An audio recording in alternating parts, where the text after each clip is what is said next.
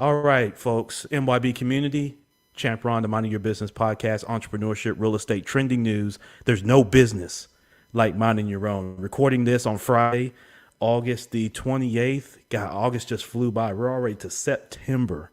We're going to be coming up on 6 months in our glorious quarantine and social distance space. It was funny. I was watching the Republican National Convention. By the time the president got up to speak, I think I might have counted 5 people with a mask on. So do with that as you want. I've seen several things at the Democratic National Convention too. It's just funny how all this talk about COVID-19, everything going on, and then you get there and all the dignitaries are sitting within inches of each other with no mask on. It's go figure, right?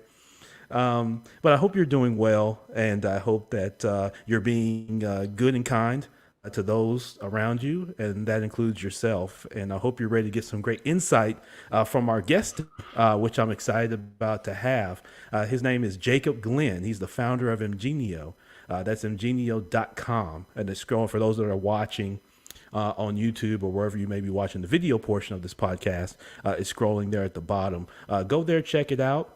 And learn a little bit more as you will today from Jacob. But Jacob, thank you so much for joining, man. I really appreciate it. Yeah, thanks for having me. I'm excited to be on. Yeah, excellent. And it looks like you got a really cool office too. I was complimenting Jacob on his office for those that are watching. Unfortunately, you can't see if you're listening to the podcast, but if you're watching, he looks like he's in a pretty cool office. So, it definitely parallels with the guy that's in tech. Yeah. Well, if I could show you, we actually have a view of Lake Erie. We're in Cleveland, and off to this side, I look out at the lake, and it's wonderful on a clear day with blue sky to see the lake out there. It's just one of the benefits of where we are. Ohio is one of the states I work in, Jacob, and it's I never understood all the kind of flack sometimes that Cleveland gets as a city. I loved it there. I mean, I found it to be a really kind of cool city, and able to do some business there. But I never understood the issue, but I don't know. Yeah, well, I tell you, I grew up in Central Ohio, and I went to Case Western here in Cleveland, and it kind of quickly became home. Yeah, there you go. Excellent. Well, man, let's dive right in. For those that aren't familiar with you and with your company, but let's kind of start with you. Jacob, tell us about yourself and how you were groomed along the way. What's your story to get to where you are, today? Yeah, absolutely. So I grew up, in Central Ohio on a farm, just very humble upbringings. And I went to Case Western and got a degree in computer engineering. And about a year into that degree, I realized pretty quickly I didn't want to sit in the corner and pound on a keyboard all day. Who does? Yeah. So I went from that, and I went into a engineering and management degree. It's kind of like a technical MBA. And I was like, well, this is my ticket out of programming, but still in tech, because I am a nerd. Like deep down, I like technology. I like everything about technology. So that's the path I went. And coming out of that, I went into consulting, whether that was for a software company or for a technology consulting firm. That's just kind of how I grew up in my career, was in consulting. And initially it was like I did some development, but also some like advisory stuff. And then that became, I was leading projects. And a lot of times they're like, I always ended up in a role where I was doing the new stuff, right? So it was like the hard stuff that needed to be figured out, or the risky projects. Those were the ones that I got. And so found some success there, and kind of grew up in that industry as a consultant. Then, as I move up, you move into management, and I went to a place where it was a consulting firm where I grew a technology center from 2 people to over 50 in about 2 years. Yeah. Which was a bit of a wild ride. That's a lot of people to bring on in a really short amount of time. And then I decided, you know what, I'm tired of doing this for other people. Right. Of course. And so I started doing it for myself, right? There you go. Yeah, and so that's when I started Genio. And I did it, I I double dipped for a little bit just to kind of get on my feet. Sure. And so when I started Genio, it was, we're going to be a mobile development company, right? And so I had worked on some mobile apps like early before they were pervasive. Yeah. So like for the insurance industry, for car insurance, I actually led the development of the first self-service mobile app for insurance, which was actually Oh, wow. Nationwide Insurance, which is based in Columbus. They were the first one out, and they're not first at anything, right? That as an Yeah. organization, Nationwide tends to be a more conservative, slower to move. And so we did this for them, and they were totally freaked out about like getting it right because they were the first to market, right? And it won a bunch of Right. awards, and it was a ton of fun. And that kind of solidified my knowledge in that space. And so we're like, okay, we're going to be a mobile development shop, and that's all we're going to do. We're going to be really good at that. And that Yeah. lasted like a day because the first person that came along that wanted to work with us wanted something else.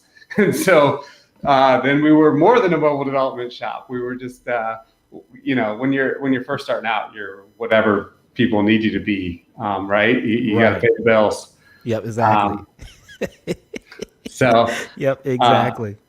So that's how we started, and now we are able to be a little more selective and stick to our kind of core competencies. And so now we focus on mobile still, Hmm. it's still in there, but then also cloud and IoT, so Internet of Things. Yeah. So those are kind of our three core areas of software development. Where I like to call us a boutique shop. I've chosen to grow conservatively. Sure. And so, but we're a culture-driven organization. We have a lot of fun. Yeah. We have a cool office. I There you have a go. bunch of cool people who like hanging out together. And so Yeah, yeah, that it's makes it. great. Yeah, absolutely, that makes it definitely tremendous there, Jacob. And so, talk to me a little bit about that transition period. Some when you transition from the corporate world, to creating your own company. And you mentioned doing some overlap. When I've talked to successful people that I've interviewed, that's been a very common theme. Has been very few of anybody that's these folks that have been successful as entrepreneurs or business owners just jumped out of corporate and just one day it's Friday and Monday, to heck with this, I'm going out and I'm just going to start my own thing. It was always kind of calculated and strategic. They might have moonlighted a little bit and kind of did some things, kind of on the side as they were still working. And then they figured out, Jacob, this kind of timing that aligned that they knew, okay, now it's time for me to go ahead and go kind of full steam ahead on my own thing.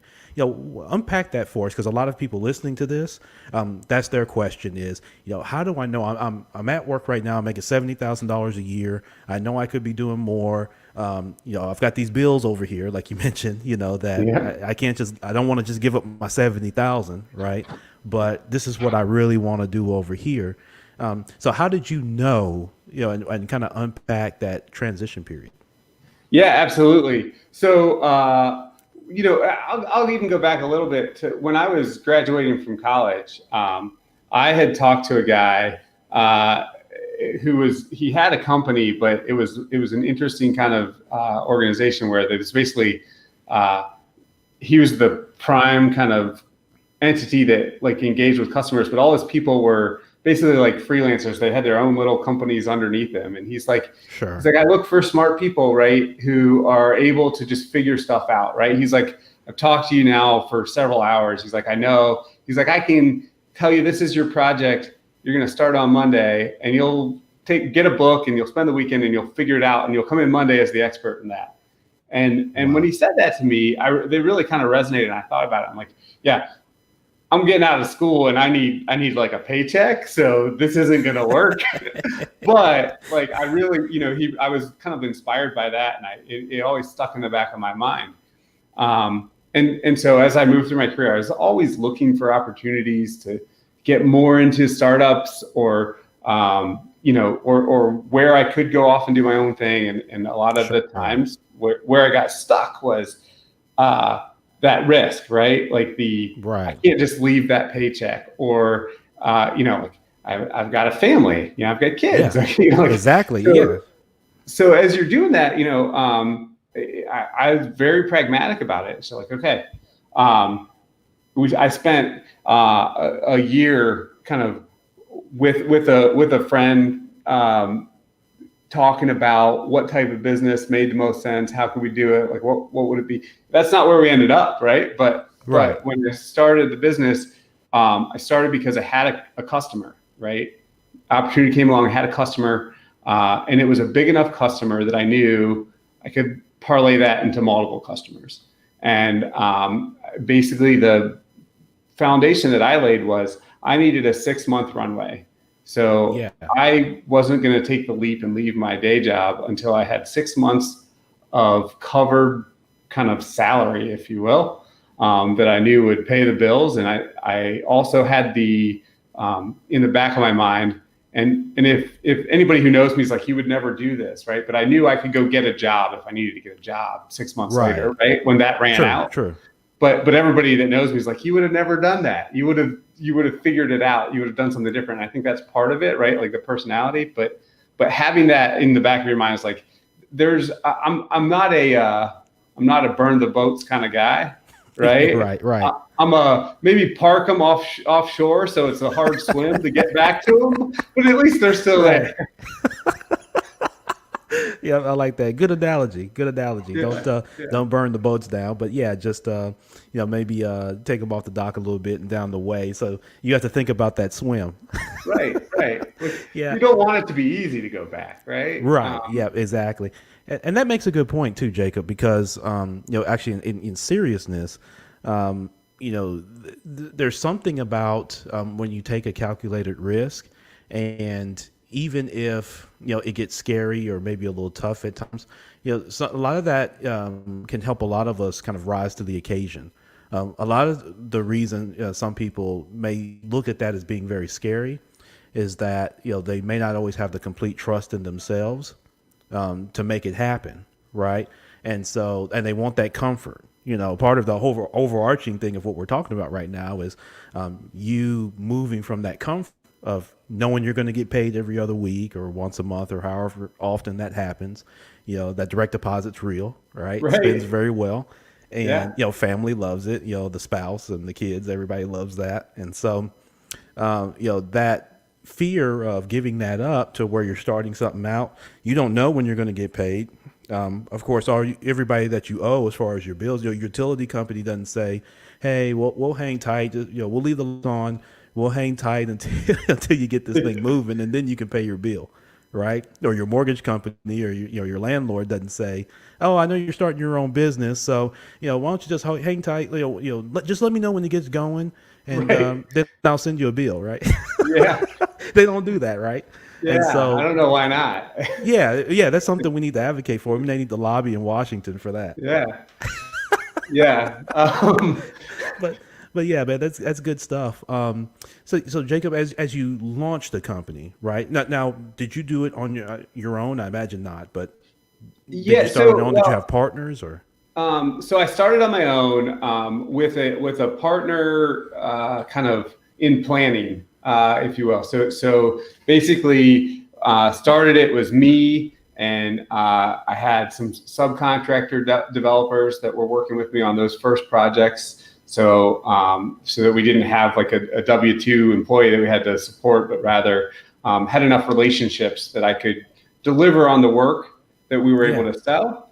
And we had a plan for the partner that I was planning to have come on after a period of time once we built that 6-month buffer for both of us, right? So once the buffer got big enough for both of us, then we'd both be there. And we did end up getting there and doing that. We've since parted ways, he and I, and we started another business in parallel, which I don't recommend that, at least not as early as we did it. Right. That created some challenges. There's a lot of value and focus. But yeah, so I had good relationships that gave me confidence I could deliver on the promises I was making as a new business. And then I did have a partner that when he was coming on, he was going to be the sales guy. I was going to be the operations guy, the execution guy. And that was kind of our relationship. And that, in theory works really well. Partnerships are hard. Sure. but Yeah. that was the plan. But as with the plan I shared with you originally about we were going to be just a mobile shop, right? Like plans are one thing, and one thing I say like to people when I advise kind of startups, I'm like, it's great to have a vision, but be flexible with that vision because it's going to change. Because if you're going to survive, you've got to adjust, and that's what we've done throughout and to get to where we are today. Yeah, yeah, definitely. What were some of the maybe obstacles or challenges that you faced? And maybe I'll make this kind of two part. Share with me, I guess, Jacob, what were some of the obstacles, and then what were some of the joys, that came. Some of those early, because a lot of times we like to focus on the negatives, right? But Yeah. there's I'm sure there were great joys that you experienced even early on, and then what were one or two of the kind of documented struggles that you faced? Sure. Yeah. So I think one of the challenges with a business like mine, where we're a service business, right? We're developing software for other people. I don't have a product I'm putting out there that people are going to go to a website and sign up for. So it's relationship based and it's project based, and so we live and die by the project. And um, you know, that can be a lot of that can apply a lot of stress to your life when you have maybe a big project that's coming to an end and you don't know what's going to replace it. Right. That's a tough thing until you get to a certain size where those peaks and valleys are much closer together. Yeah. So that's one of the big challenges that I had early on was just the dealing with the stress associated with that kind of live and die by the project nature of our business. Hindsight or doing it over, I would have tried really hard to create a recurring revenue model from the outset where we have some offerings now where they are recurring revenue, and that creates a lot of stability in your business when you have just like the utility company, right, or the mortgage company, like Right. it comes in every month, right, and that's really really nice to have. Right. So that was a challenge, just that coming from being an employee and going to your own business, there's a lot of stress that I had never had in my career because I never got stressed. Like I had high stress projects, but that was Right. fun, right? That was fun stress in my mind. This whole like idea of your livelihood kind of at risk at all points in time, that is a little less fun kind of stress. Yeah. So that was one obstacle. Another one was just the evolution of a partnership is challenging, right? Like even if Sure. you think your incentives are aligned, and I'm a very pragmatic person, and we tend to, as humans, assume other people think like we do, right? Because like our Right. baseline for normal is what we do, Yeah. um, That's true. right? And so if that's your baseline for normal, if I'm pragmatic, I assume other people are pragmatic and logical in how they approach things, and when they aren't, that can kind of throw you for a loop. And so I had some of those Right. challenges. Very Um, true. Very true. and so yeah, but joys. I mean, joys, and I continue to have these today, and it's phenomenal in my business where we're developing software, and there's the gratification of it completing it and seeing it go out into the market, right? Right. Um, and knowing there's hundreds and thousands of users using that software, Yeah. and so the very first project that launched, I had that like joy of, hey, like this is Genius. Even though our logo's not on that software, we did it and we know we did Right. it. And so there's Yeah. a ton of joy from that pride of ownership when you put something out there and it's successful in the market. And even today, like we work with Mo and the Hmm. faucet company, right? And the Yeah. plumbing supply, and we did a lot of the work for their smart faucet that just launched at CES this year that you can like talk to, right? Tell it to give you a certain amount of water, and it got made fun of on the Daily Show, and like Oh, wow. huge joy for me and my team that worked on it. They're like, something you did and it's getting made fun of on the Daily Show is like, it's really cool. And you can point them like, hey, go watch this episode of the Daily Show. Like we did that faucet that they're saying is so dumb. Oh, Right? really? Oh, wow. So So, yeah, so Jacob, as you get through that and you get past being ridiculed on the Daily Show, Um, tell me about the types of companies. So that's one example of the types of companies that you work with. What size companies do you tend to look to do business with as far as your target audience? Yeah, absolutely. So we actually work with everything from a startup to a Fortune 500, and that's been kind of our DNA from the beginning. We've worked with a number of startups where we help them with their MVP, their minimum viable product, right? So the first iteration of their product, we help them with that, right? And Yeah, sometimes in an advisory capacity as well, we'll play like a fractional or an interim CTO role for a founder who's non-technical, right? yeah, And needs that kind of support in laying out the vision for their product from a technical perspective, and then sure. helping them build it, right? So that's the type of companies we work with on the startup side. It's just any startup that has a software product that they want to build, on up to Fortune 100 companies like Moen's, owned by Fortune Brands, Cardinal Health, MetLife. These are some of the companies we've Sure. worked with for enterprise stuff. Yeah. So the core kind of offerings that we do for smaller companies, small to medium sized companies, include mobile apps. We've done a lot of app based products for people, and then also what we call white label SaaS, right? So a lot of Yeah. companies in that small to medium size range are there have opportunities to develop a software product that maybe sits alongside of their core business, Sure. as a something they can sell in addition to what they're offering, Yeah. or what we're seeing more of now is like a downsell, right? You go and pitch, and all, like a lot of folks have like their core offering maybe a little too expensive for, say, 20% of the customers they pitch. Yeah. They're just not qualified for that budget level, but they could develop a software that maybe automates some portion of that they could sell as a SaaS solution, right?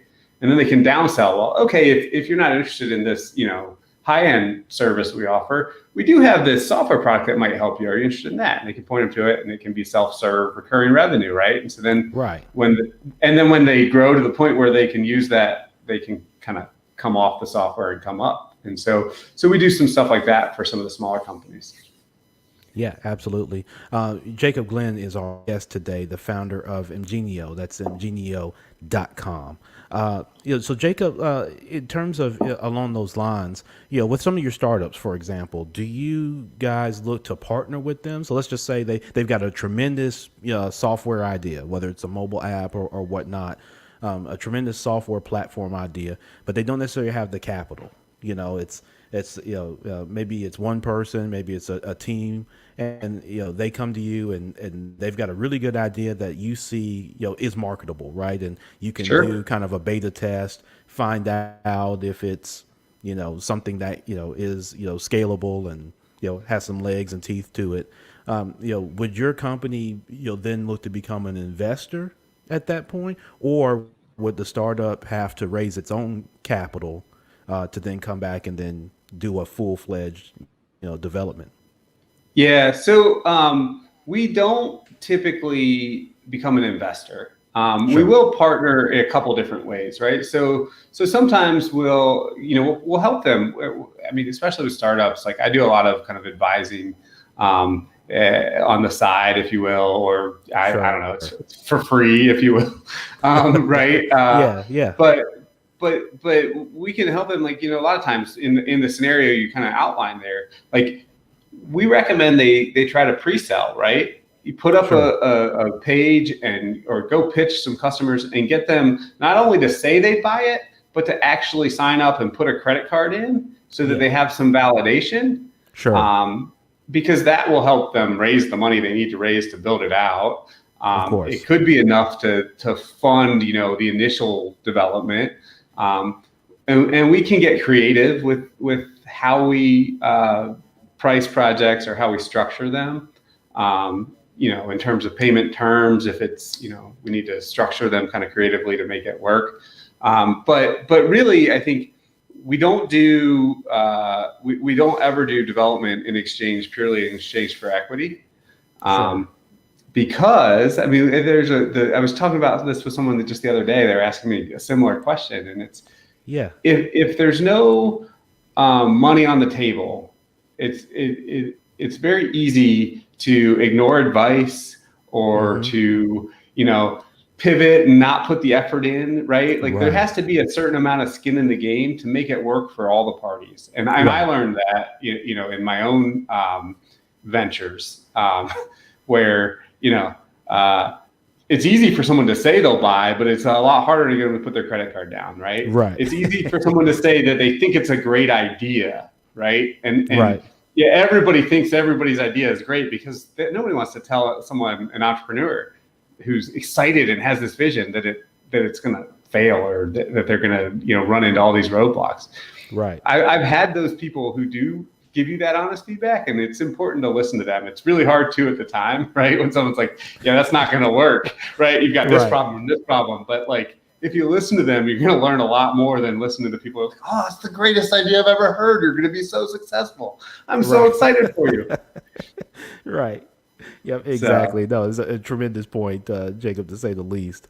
And so, as you're going through and the business is growing, you guys are launching, you're adding to your portfolio.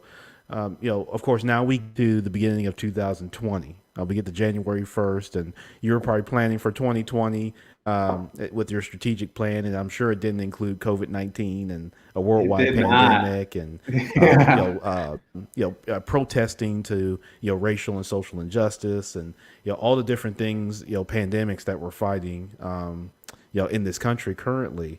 How is your business kind of progressed through that yeah, as again, the social distancing, the quarantining, people going more mobile, I guess now than ever. Kids doing virtual schools and all these type of things that I think create opportunities for your business. Just going all the way around. So kind of talk through, kind of from March, through now, how your Sure. business has been progressing. Yeah, well, I tell you, every week or two, I've got an employee who's like, "Well, who had this on their apocalypse bingo card?" Right? Right. Like, there's just so much going on this year, right? Like Right. double hurricanes and tornado fires, in addition to protests. I mean, it's been a crazy year. Yeah.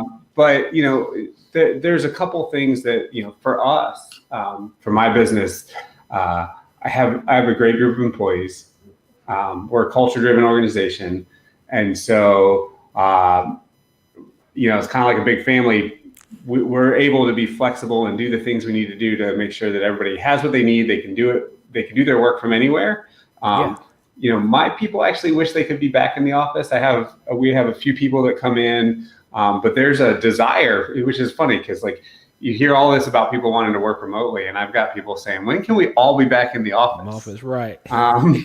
But so when I look at 2020, so we didn't see a big business impact in March. We did lose a little bit of work. We gained some other work. Things kind of stayed steady state.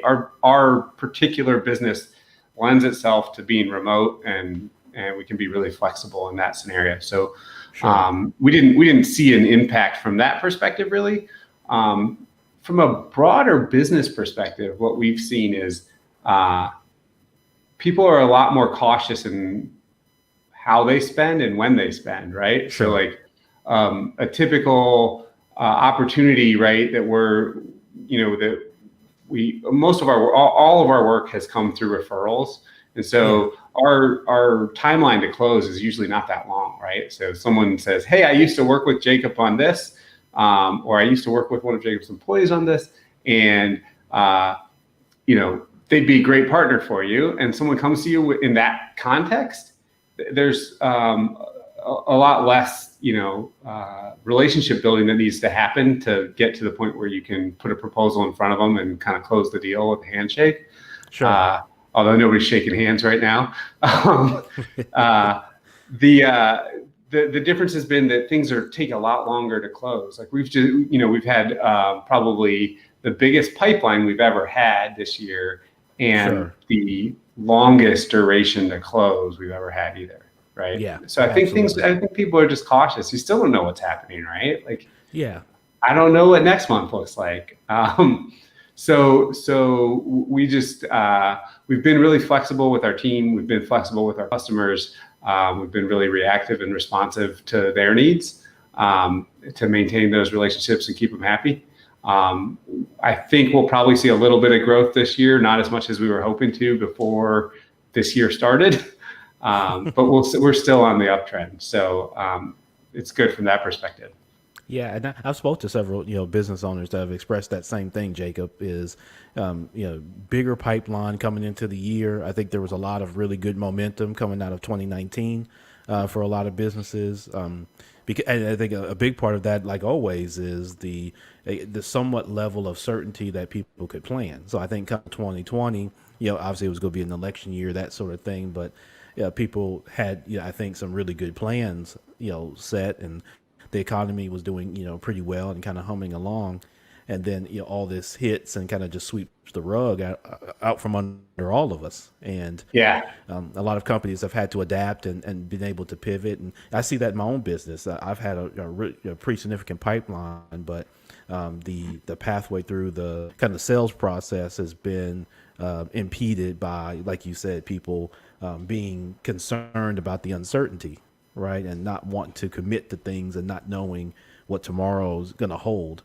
And Right. it's interesting, how much of that is, so true and incumbent on all of us, and how we all make decisions, personally and professionally, based Absolutely. on that ability to have some kind of long range planning, right? And when you don't Yep. know what tomorrow holds, that's and even if I'm talking about, you don't know what tomorrow holds, and you got a bank account with some money in it, and you're relatively healthy and that sort of thing, and relatively safe, but you still don't know what tomorrow holds. Right.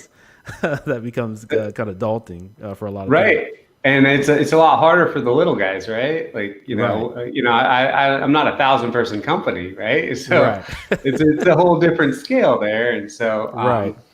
but we do the best with what we're handed, right? And I Yeah, do think there's going to be some opportunities coming out of this, right? And I think we'll see, in the technology space, I think we'll see more people looking for things like I talked about with a SaaS solution, right? And being able to generate that revenue that they didn't necessarily see as a revenue stream that they could have, that is insulated from stuff like this, right? yeah, You take fitness companies who were traditionally in person, like one-on-one kind of trainers.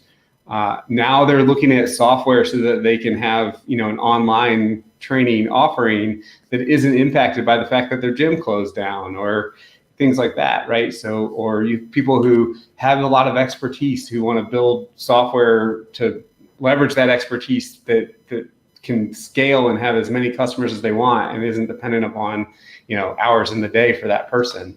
I think right, we'll see a lot of that. And then yeah, the other space that we work in, I think we'll see a lot of is continued growth of Internet of Things, smart home, connected technology, because people are spending a lot of time in their house, and so they're realizing the conveniences that they like and the things that are repetitive tasks when you're home all the time, right? right. So Yeah, exactly. And there's a different, somewhat cost structure of being at home that allows you maybe to invest in some things when you're at home all the time, and you're, seeing maybe some of the imperfections there in the home or some things that mhm. could be convenience.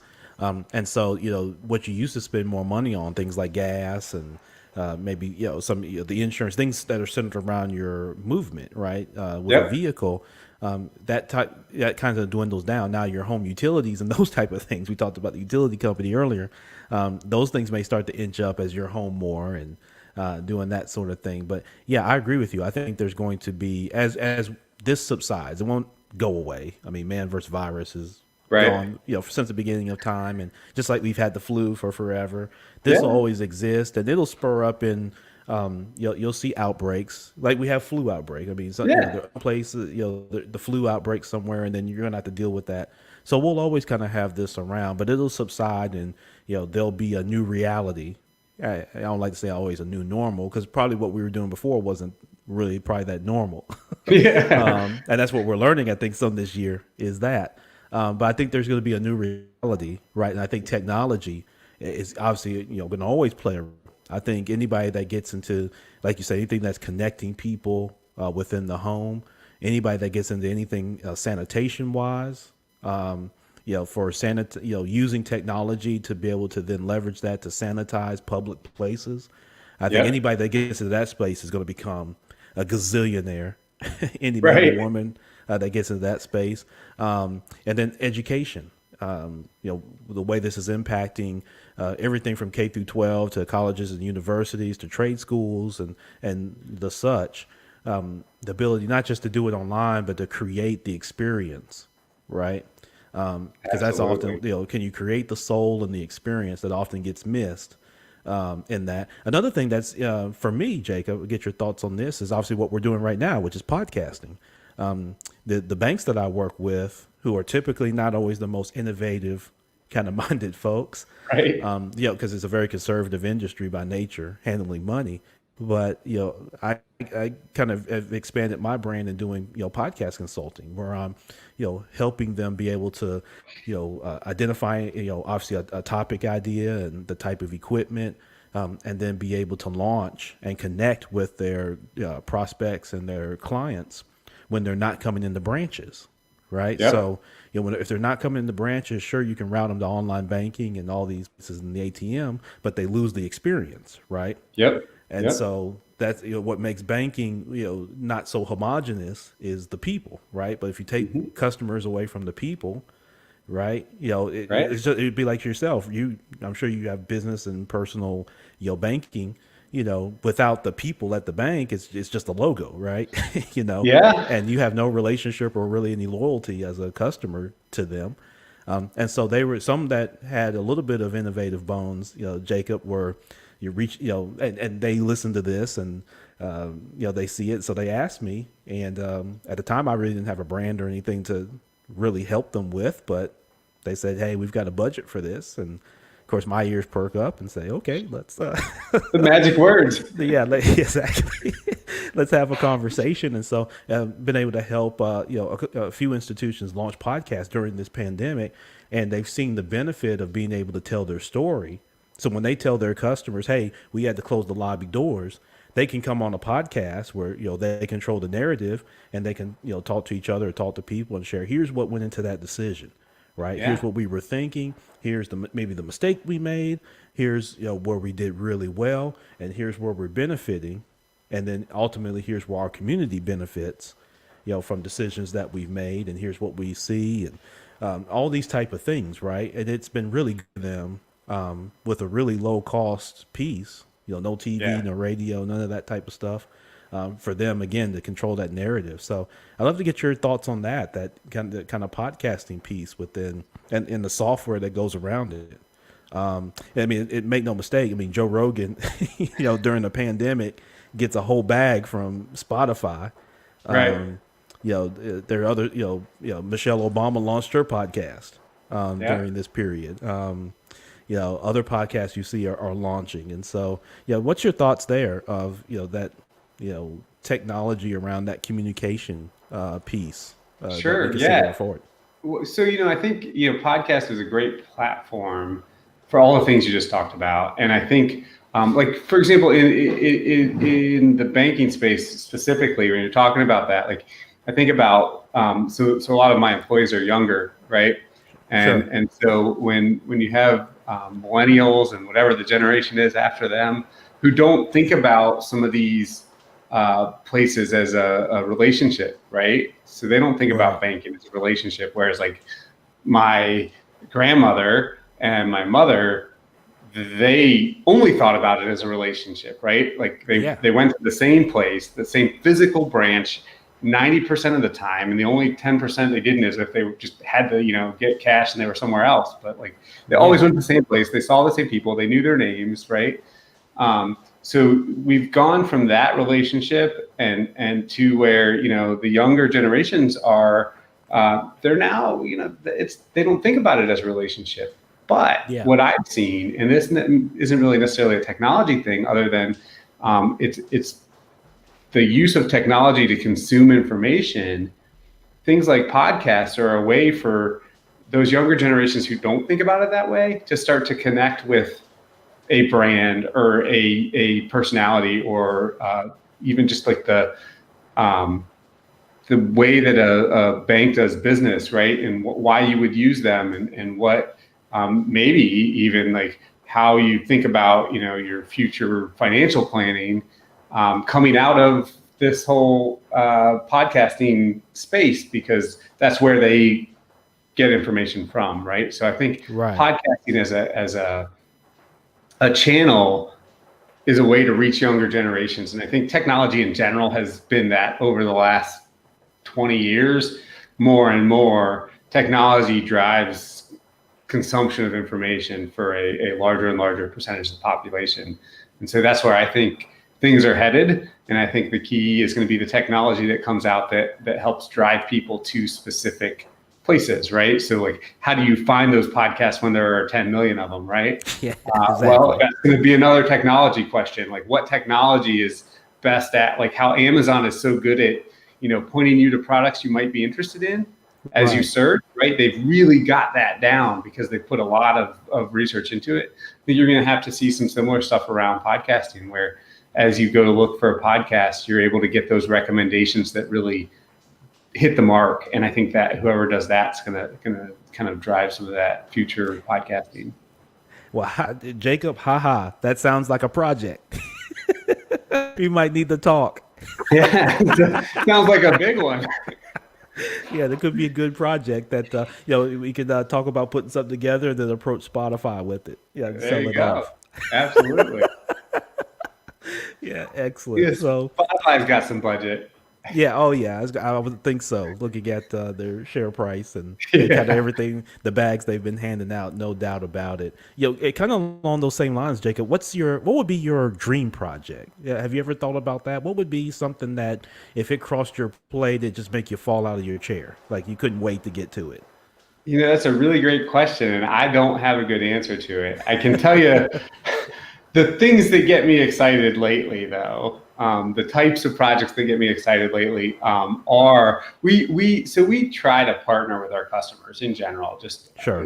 one of the things that makes us kind of different from our competitors is we don't just come in and deliver a solution. We kind of in the weeds with the customer and help them think about both the business and the technology, and how some of the decisions you make on the technology side have impacts on the business, and where that overlap and interaction happens. We kind of Sure. live in that space. And so recently I get more excited about projects where we can not just partner in how we engage, but also partner longer term. So Sure.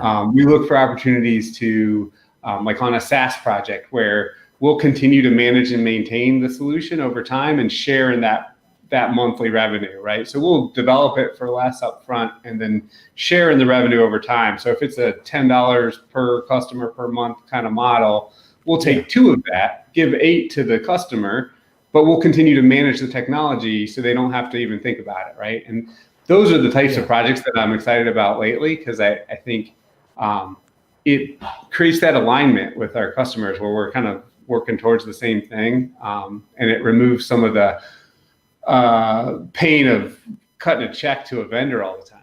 Yeah, exactly. No, that's yeah, cut the check to a vendor. Yeah, don't even get me started. Yeah, exactly. But fun question for you, Jacob. Sure. And I like to ask guests this, and of course my audience knows what's coming. If I were to show up there in Cleveland to your doorstep there at your office with $100 million in cash, all right, no strings attached, nothing, just straight $100 million in cash. I've got an extra 100 million laying around, and I say, Good to be hey, you. yeah, exactly. And I bring that to your doorstep, Jacob, for you. What would you do with that money and why? Well, I'm retired. If you come, I'm retired. Um, A lot of software you no, could develop. yeah, to be honest, I would retire in some form. I would take a chunk of that and I'd put it to my family and say, you know what, uh, I'm not gonna work as much. I'm gonna spend some more time with the kids. Um, so say I take like a quarter of it. Yeah. That's my retirement, right? Right. There you Um, go. the next thing I would do actually is I would take my company and I would turn it over to my employees, and I Sure. would put an infusion in there uh, of say another 25% of that, Yeah. to make sure that the company is set up for success, that the structure is there, that I could train kind of the next generation to take it over, and I'd give it to them, right? Like they've Sure. gotten me to where I am, and I have an amazing team, and that's that. In that scenario, that's what I'd do. So here Yeah. you go. You've gotten me here. Now I'm good. So here you go, right? Hmm. And then I take the other 50 and I'd give it to charity. I'd have fun finding good causes for it. That's Yeah. that's kind of how I think about a sum that big. Yeah, absolutely. Yeah, there are a lot of obviously options that you could have, but yeah, that's tremendous to think about kind of the civic and fiduciary opportunities, as well as doing that with your business and setting it up for success. And then mention family, which I want to get to as kind of next thing for you. We talked about this a little bit earlier, Jacob, but just share with the audience the importance of family. And, obviously, they had to be extremely supportive to a large extent, for you to make that transition we talked about earlier to launching in Genio. But talk about them, even today, their support, and how you have to balance your personal life with the business. Sure. Yeah. So, my wife has been amazing. The second I said to her that I mean, she's known, right? So when your personality is like mine, you don't do great as an employee. I mean, not I shouldn't say I Right. don't do great. You get frustrated with the people that you work for, Right. right? Because they're not making the Yeah. decisions you would make, and therefore their decisions are wrong, of course. Right. Um, and so, you know, my wife knew, for a long time that I wanted to do my own thing, and Yeah. she was super supportive, right? And was always, we'll figure it out, we'll make it work. And early on, she picked up a lot of the weight of just managing the household. She was working too. She had her own business too. Yeah. Um, and so in that time, she really kind of picked up the slack that I created because I was, over my head at first. And so, I think when you're first starting out, having that support is huge, right? It's the Sure. difference between, you know, uh, letting that stress take over and, having someone there to kind of lift you up when you need a kick in the ass or a pat on the back, right? Right. Exactly. And you Because a need lot of times both we at don't give times. ourselves either, right?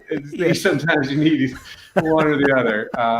So so my wife's always been there for that, Yeah. and that has meant the world to me. And I've got 3 kids. Today they're 9, 7, and 5. So my Okay. house is a circus. Yeah. Um, Tell me about it. and they're amazing, and it's you come home and you have a smiling kid there giving you a hug is something that wouldn't trade anything for, right? And they talk about how I'm the boss, and so I'm at work. They talk about how I'm the boss at work, and Mama's the boss at home. But Right. uh, like I am really focused on trying to teach them what that means, right? Like Sure.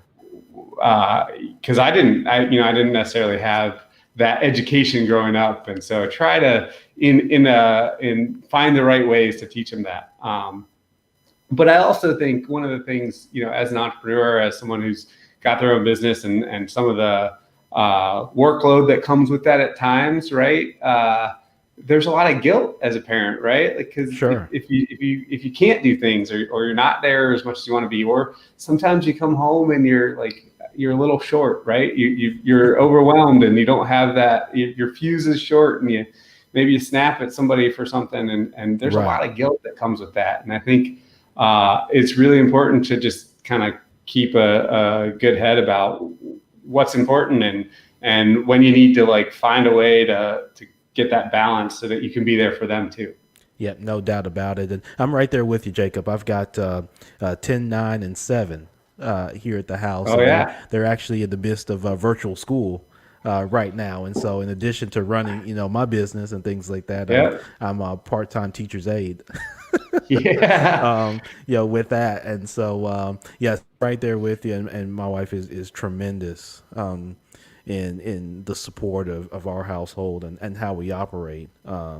With her being in the medical field. And so, yeah, exactly. You could be in over your head some days, but like I say, it's still tremendous to have that family support.